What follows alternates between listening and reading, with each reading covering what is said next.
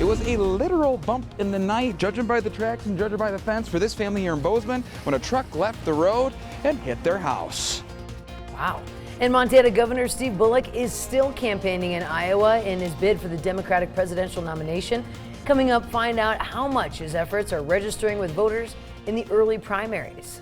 Just ahead of 6:30 on this Thursday, Chet Lehman, Missy O'Malley, Matt Elwell with you here. It is an exciting week in Southwest Montana for sports.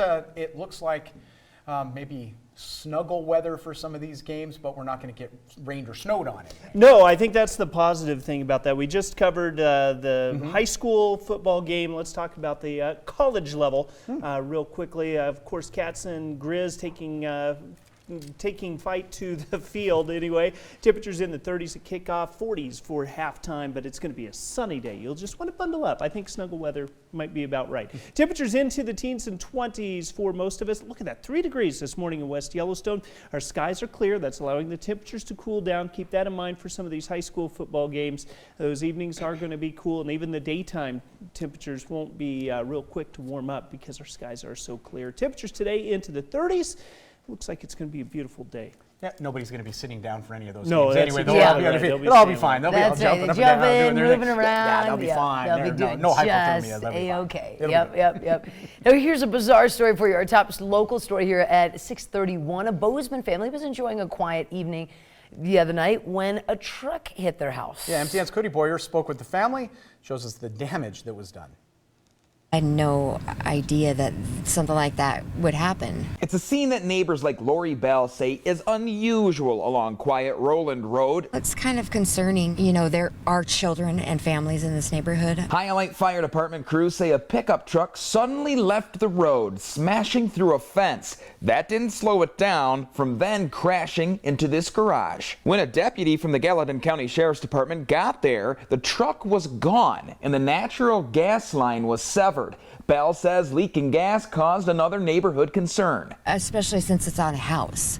If it was just, you know, out in an open area, it would be a little bit different. No, I did speak with the family and they did not want to go on camera, but they let me get close to check out some of this damage and show you that the driver even left part of his bumper here, as well as a retaining wall. And if you look at that, judging by the height, he must have had some speed to get over it. They had to put a slow sign on this road because people do go quite fast on Roland. Deputies and Montana Highway Patrol troopers found the truck and its driver later in the same neighborhood. The family says even though the impact shook their house, no one was hurt, but the driver could be looking at possible charges and, according to the homeowners, could be helping to foot the repair bill. Whether the weather or not, you just need to go slow and be kind of cautious and aware of your surroundings. In Bozeman, Cody Boyer, MTN News.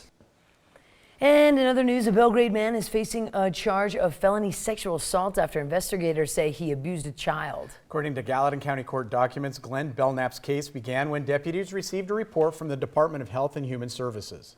That report was about a student at Gallatin County School and a concern from several teachers of the school's therapist.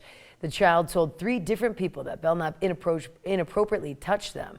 Belknap was soon arrested right thereafter, and in court, Judge Brian Adams told Belknap that he cannot go within 500 feet of the victim or be in contact with anyone under the age of 18. If there is a person under the age of 18 in the home, obviously you're going to have to take care of that. There's not. Yeah, I'm just letting you know that in the event it happens, it's incumbent upon you to act, not the other way around. This is a no contact order in place from this court. I want to be very clear. Now, the defense says Belknap has no prior criminal history. The judge set his bond at $5,000 and ordered him to wear a GPS monitor. On the national scene, Democratic presidential candidates took to the stage again last night in Atlanta for another debate. And once again, Montana Governor Steve Bullock was not among them. Bullock and his presidential campaign are pushing ahead despite failing to gain much traction among the voters who matter. MTN's Mike Dennison has more. Governor Steve Bullock will be campaigning in Iowa this weekend, his 17th trip to the Hawkeye State, which holds the nation's first 2020 presidential nominating event next February. But according to the latest poll by Iowa's major newspaper, the Des Moines Register, the Montana governor isn't making much headway. The poll released Sunday asked Democratic caucus goers their first choice for president. Bullock registered only as an asterisk, meaning at least one of the 500 people polled chose him, but less than 0.5%. The leader in the poll was South Bend, Indiana Mayor Pete Buttigieg at 25%, followed by Elizabeth Warren, Bernie Sanders, and Joe Biden.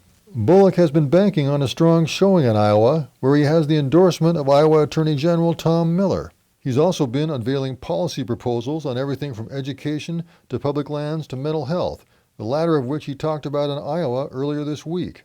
We can't have one-size-fits-all solutions. So at times it's group homes, at times it's completely independent living with case managers, and at times we need the secure beds or the beds that are there if somebody needs a treatment. And the Bullock campaign is running a hard-hitting TV ad in Iowa this week, saying if he's elected president, he'd have prosecutors pursue Trump for potential crimes committed while he was president. After I beat Trump, I'll empower prosecutors to follow the evidence all the way to the top. I approve this message because no one's above the law. Yet Bullock's lackluster poll numbers have kept him out of every Democratic presidential debate except one in July. Governor Bullock has said he needs to finish among the top 5 or 6 candidates in these early caucus or primary states to stay in the race. So he's got some significant ground to make up in less than 2 months. In Helena, Mike Dennison, MTN News. Now, Bullock launched his presidential campaign back in the month of May. Back here in the Gallatin Valley now, there's more than just a big football game this weekend. Montana Tech will be hosting a big robot competition on Saturday. Yeah, this is pretty cool. More than 30 teams from high schools across the northwestern United States will compete to see which robot can accomplish more tasks in the Hopper complex. Now, the top finishers in this competition will move to the qualifier competition at MSU in January. Organizers say this is a highly competitive event.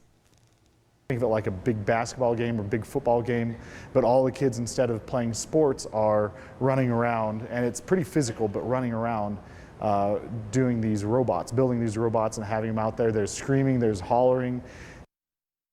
It does get pretty exciting. Organizers say that volunteers are needed for Saturday's evening, and if you're interested in volunteering, contact Bryce Hill at Montana Tech. That's cool. That is pretty cool. Everything that a staff meeting has here except the robots. We have the screaming and the hollering, but we never have the robots. That are doing all of our tasks for us. Spice it up a little bit better. Hey, edit this story for me. That'd be great. It is time for a quick break here on your Thursday. When we return, we're going to head to Berkeley, California, where a handful of protesters were arrested at an Ann Coulter event last night. And then we'll meet Bishop Austin Vetter. The bishop's installation took place in Helena yesterday. We have the highlights of that as well.